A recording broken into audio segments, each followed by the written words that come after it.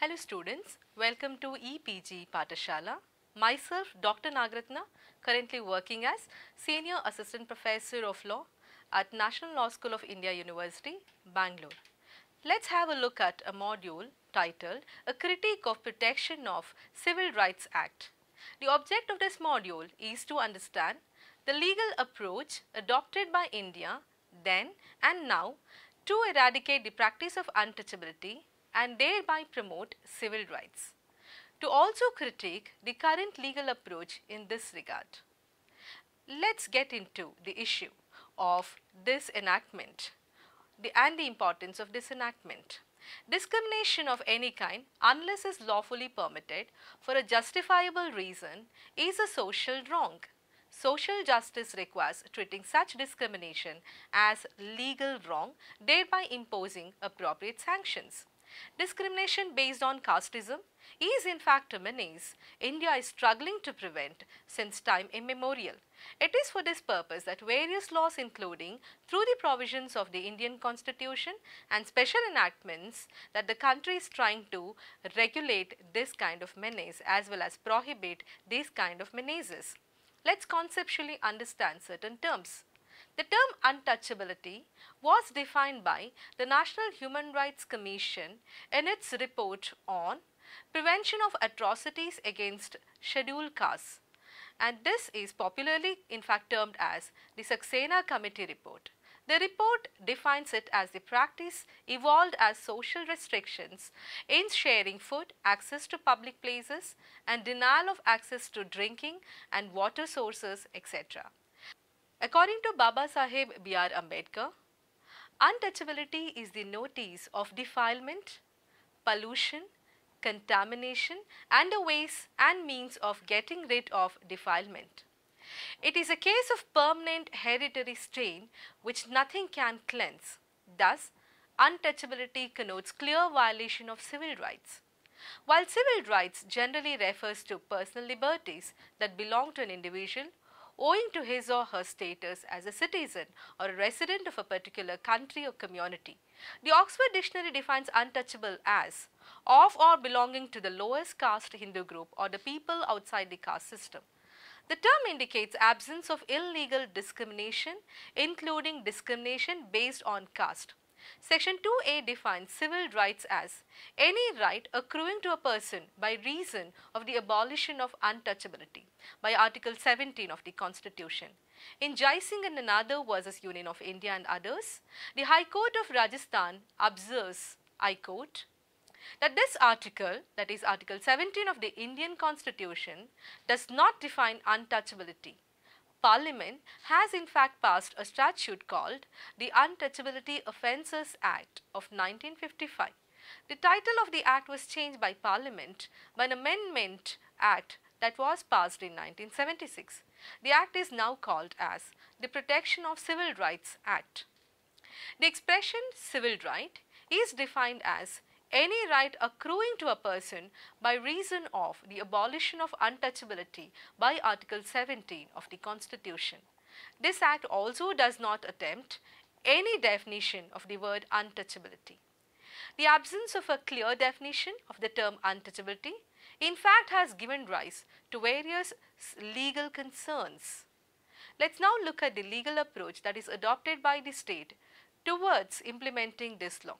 The right to equality and equal treatment is in fact enshrined as a part of fundamental right under the Indian Constitution.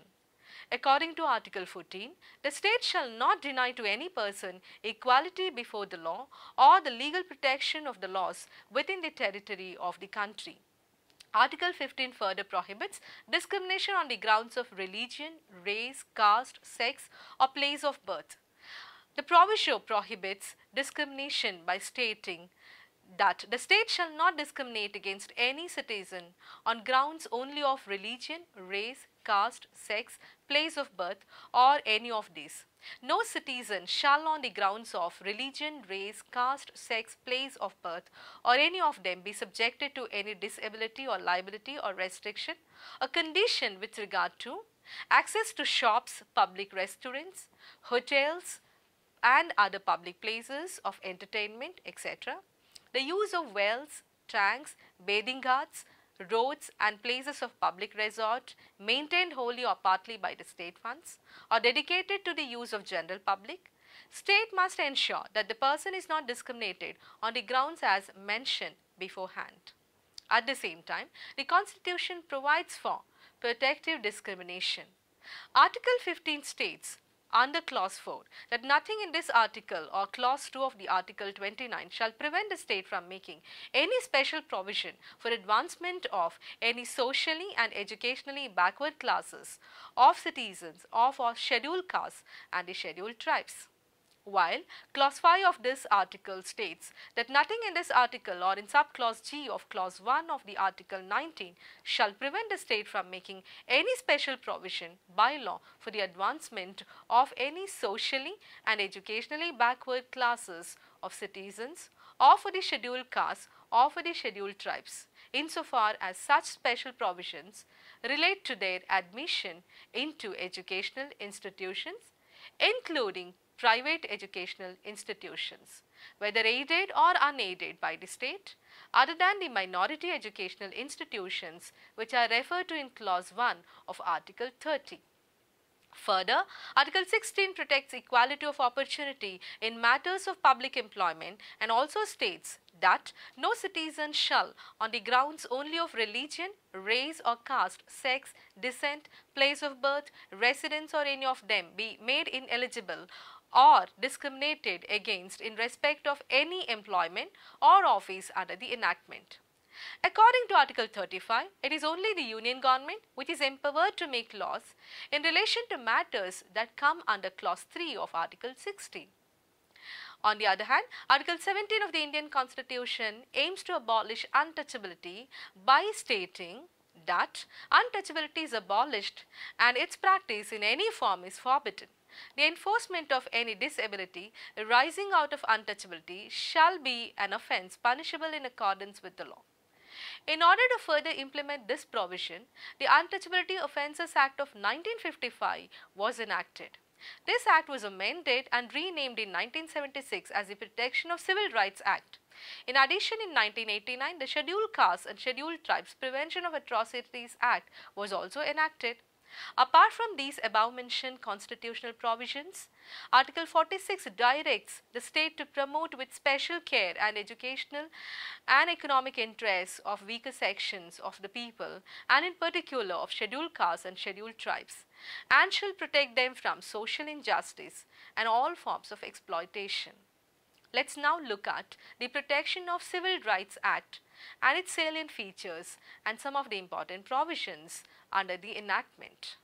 Section 3 of the Act criminalizes certain acts done on the ground of untouchability, such as preventing a person's entry into any place of public worship which is open to other persons professing the same religion or any section thereof, as such person, or preventing a person from worshipping or offering prayers or performing any religious services in any place of public worship or bathing in or using waters of any sacred tank, well, spring or watercourse or rivers or lake, or bathing at any ghat of such tank, watercourse, river or lake.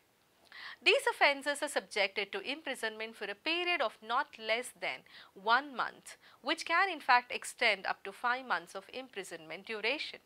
It is also subject to imposition of fine between ₹100 and up to ₹500. According to Section 4 of the Act, a person who enforces social disability can be punished with imprisonment between 1 month to 6 months and fine between ₹100 to ₹500. According to this section, enforcing social disability means a person on the ground of untouchability enforces against another person any disability in relation to access to any public shop, public restaurant, hotel or place of public entertainment, or disables a person from using any utensils and other articles kept in public restaurant, hotel, dharmashala, sarai or musafir khana for the use of general public, or prevents a person to practice any profession or carrying on any occupation, trade or business or employment in any job, or prevents a person from using or accessing any river, stream, spring, well, water tap or other watering places, or any bathing hut, burial or cremation ground, and any sanitary convenience, any road or passage, or any other place or public resort which other members of the public have right to use or have access to. Or if he prevents a person from using or accessing any place used for a charitable or public purpose, maintained wholly or partly out of the state funds, or dedicated to the use of general public, or prevents a person from enjoying any other benefits under a charitable trust which is created for the benefit of general public, or prevents a person from using or accessing any public conveyance, or prevents a person from making any construction, acquisition or occupation of any residential premises in any public locality, or prevents a person from using any dharmashala, sarai or muzaffir khana which is open to general public, or prevents a person from observing any social or religious customs, usages or ceremonies, or prevents him from taking part in or taking out any religious or social or cultural procession, or prevents a person from making use of any jewelry or finery. However, it is essential to understand that these rights guaranteed through provisions like the above mentioned are only enforceable against public property and not against private property. In the case of Benudha Sahu vs. State, the court ruled out the application of this provision to private wells. Further, Section 5 of the Act punishes refusal to admit persons to hospitals, dispensary, educational institutions or any hostel, etc. Section 6 punishes refusal to sell goods or render services on the ground of untouchability. Section 7(1) punishes other offences arising out of untouchability, which includes preventing any person from exercising any right accruing to him by reason of abolition of untouchability under Article 17 of the Indian Constitution, acts of molesting, causing injuries, annoyance, obstruction, causing or attempting to cause obstruction to any person in exercise of any such right, or inciting or encouraging another person or class of persons or public to practice untouchability in any form, either by words which are either spoken or written, or by signs, or by any other visible representations, or otherwise insulting or attempting to insult on the ground of untouchability a member of a scheduled caste. Section 7(1)(a) further imposes punishment upon a person who commits any offence against the person or property of any individual as a reprisal or revenge, or his having exercised any right accruing to him by reason of abolition of untouchability under Article 17 of the Constitution.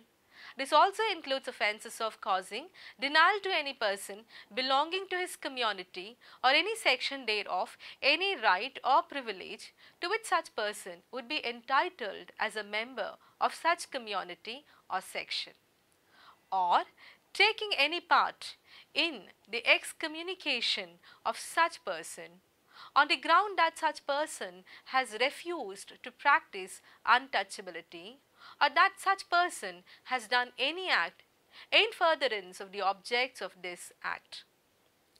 It is important to note that the Act provides for multiple sanctions against certain offences which can be seen through provisions like Section 8.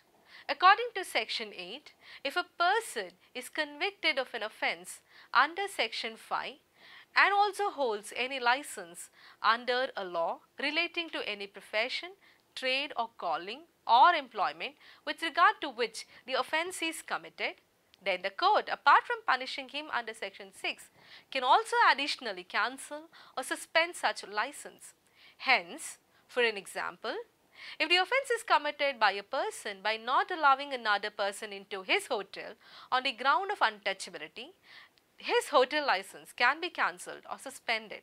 Similarly, according to section 9, if a manager or a trustee of a place of public worship or educational institution or hostel which is in receipt of a grant of land or money from government is convicted of an offence under the enactment, such grant may be suspended either in part or incomplete by the concerned government if it is warranted according to the circumstances of the case.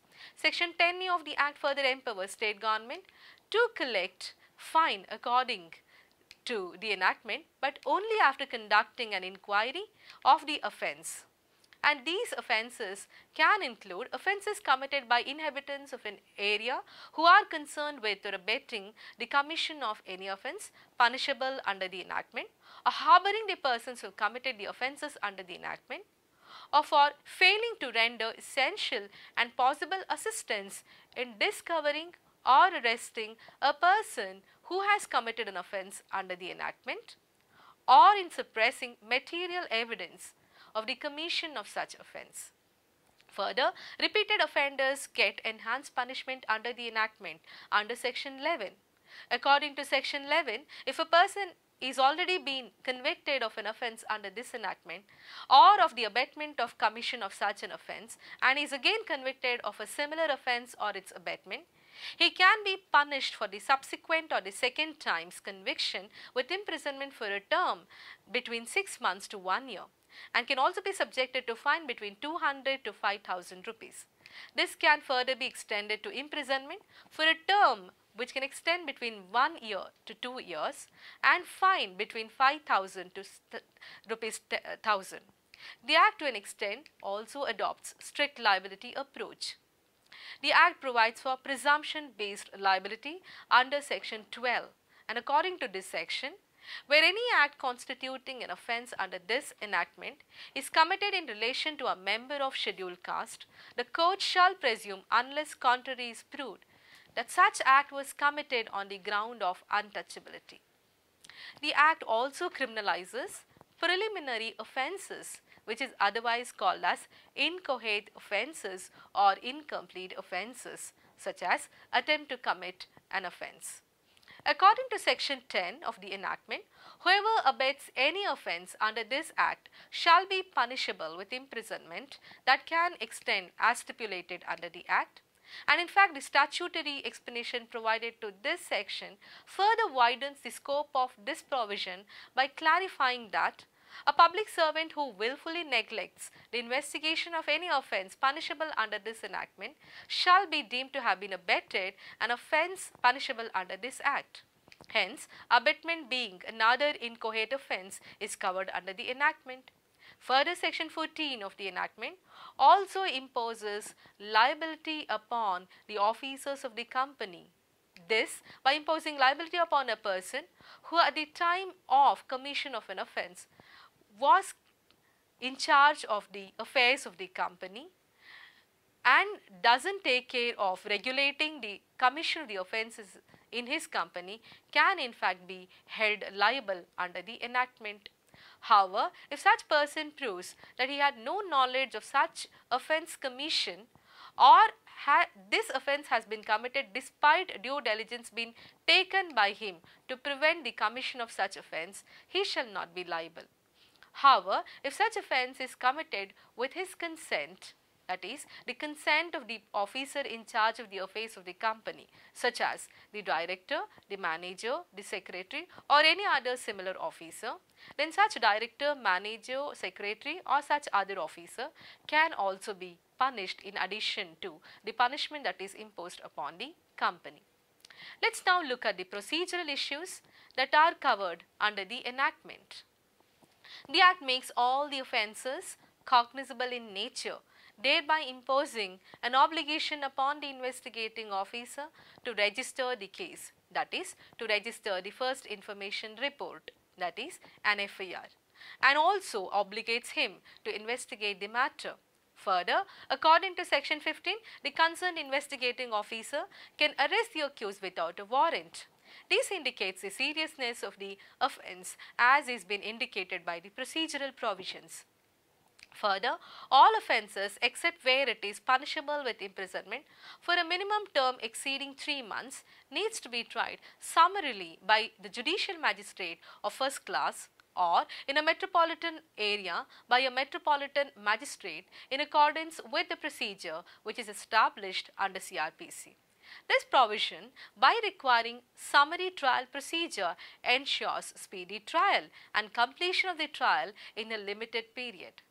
And this is what you can see under section 15. However, to an extent the Act provides a procedural protection to public servants committing offence under the Act, which in fact has been a ground of criticism of the enactment. According to section 15(2), previous sanction is required to try a public servant who is alleged to have committed an offence of abetment of an offence punishable under this enactment, while acting or purporting to act in the discharge of his official duty.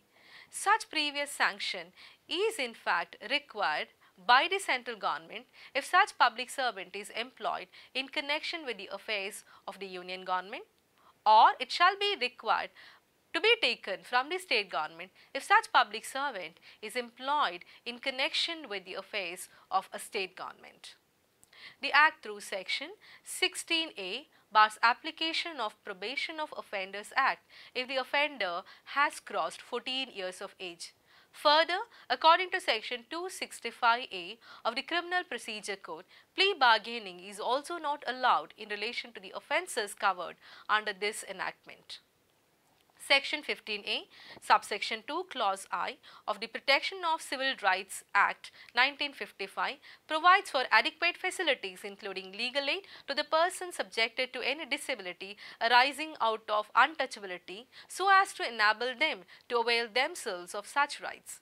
Section 15A2, clause 3 of the Protection of Civil Rights Act of 1955 also provides for setting up of special courts for trial of offences under this enactment.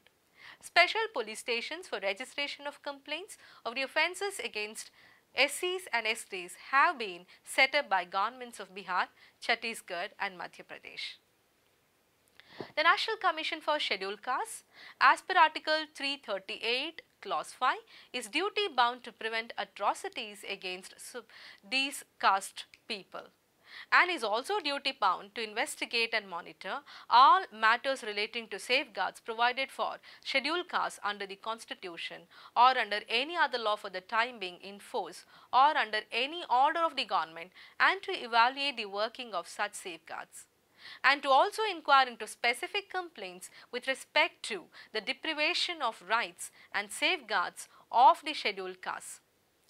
This Commission's Atrocities and Protection of Civil Rights Wing in fact deals with cases relating to scheduled castes under the Scheduled Castes and Scheduled Tribes Prevention of Atrocities Act of 1989 and the Protection of Civil Rights Act of 1955, either on receipt of complaint from the individuals or on information received from other sources, including from media sources.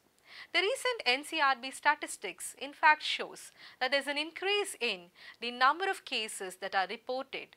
In fact, there is an increase of 19.0% in 2014 over 2015's statistics. The latest available statistics also shows both state-wise as well as nation-wise increase in the number of cases that are reported under the enactment.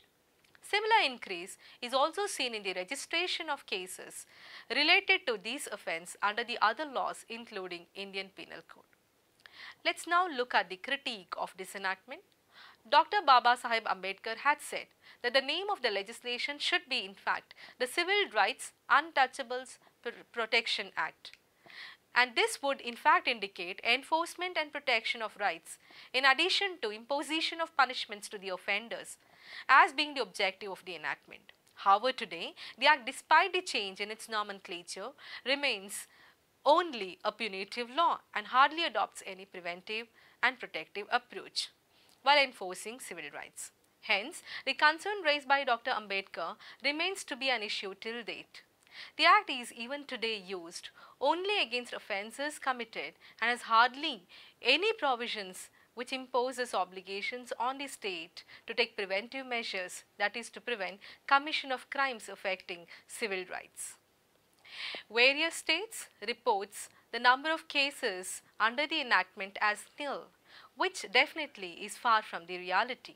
Further, in 2003, only 0.56% of cases got completed the trial procedure with 99% of acquittal.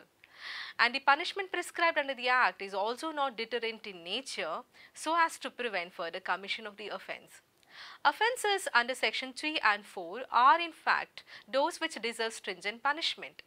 According to this enactment, an exclusive special court of session should be established in order to try the matters at every district. However, not every court is exclusively special court, and many courts in fact are designated special courts. Let us now look at the recommendations that can address the concern more effectively. It's essential to impose and ensure strict adherence to the timely completion of investigation of cases and disposal of cases under the Act. Sensitization of investigating, prosecuting and judicial officers will help effective implementation of the enactment. Further, in the place of designated special courts, an exclusive court must be mandatorily established at all districts. Better protection of victims and witnesses may also contribute to successful procedural compliance of the law and can further prevent the witnesses and victims turning hostile. States should also adopt better preventive approach rather than focusing only on punitive approach. The Ministry of Home Affairs advisory on implementation of the enactment requires that the states shall take an undertaking so as to have a comprehensive review of the effectiveness of this enactment and its machinery at the state level so as to tackle the problems that are faced by the members of the SC and ST community, and to also take appropriate measures and to also make their law enforcement agencies under the enactment more responsible. This further states that even though some state governments have taken some measures in this regard, yet these measures needs to be further strengthened so that the members of this vulnerable group feel more secure and safe and also enjoy their human rights and live with dignity and respect that they deserve to live with. The advisory also re-emphasizes the need to implement this enactment as well as the Scheduled Caste and Scheduled Tribes Prevention of Atrocities Act more effectively, both in letter as well as in spirit. According to the ministry, actions required to be urgently taken includes ensuring that the first information report FIR is invariably registered by police station wherever and whenever a complaint of atrocity is received. In the case of registration of FIR, if he is denied by the police officer on duty without any valid reason, then such officer, being not a member of that concerned community, in fact should be prosecuted for such non-compliance of a legal mandate. This also requires ensuring investigation of offences of atrocities by an officer not below the rank of Deputy Superintendent of Police, who shall complete the investigation on top priority within the stipulated period, and also requires further sensitization of police officers with regard to the implementation of this enactment and other regulations. This further requires effective training of police officers, special public prosecutors and the concerned district administration officers along with judicial officers, and also can have many other awareness programs that can enhance the better implementation of the law. Displaying salient features of the enactment on the billboards or hoardings in all police stations, especially in the rural areas and other selected places frequently visited by public, launching, as earlier said, awareness generation campaigns and organizing seminars related to the provisions of the enactment are the additional measures that can be taken. To conclude, we can say that although legislations like the Protection of Civil Rights Act have a dismal record of enforcement, they carry a symbolic value. India treats caste discrimination as a serious form of human rights violation. Offences affecting civil rights are social concern. The problem hence must be addressed holistically and not just with an legal enactment. As was rightly opined by Ilia Perumal Committee, the problem of untouchability is therefore inseparably linked up with the question of caste system and a social setup based on that. It is an indisputable fact that the caste system is the dominating social force in our country. Hence, any attempt to remove untouchability without striking at the root of the caste system is simply to treat the outward symptoms of a disease or to draw a line on the surface of the water. Untouchability cannot be abolished in this country unless the social order is changed by establishing new values, and for this purpose the values based on the Hindu religion must be changed too.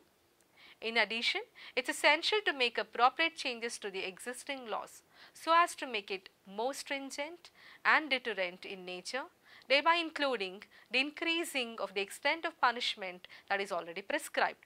More preventive measures are also required to be adopted. As was rightly said by Honorable Justice Shri P.S. Narayana, I quote, "Social equality cannot be forced upon people by laws of the state unless the sentiment of equality produces great challenges in our social habits and social institutions. Social equality is a difficult ideal to attain, but if the sentiment of social equality is carefully and wisely cultivated, it is sure to make a considerable addition to the realization of social justice." I unquote.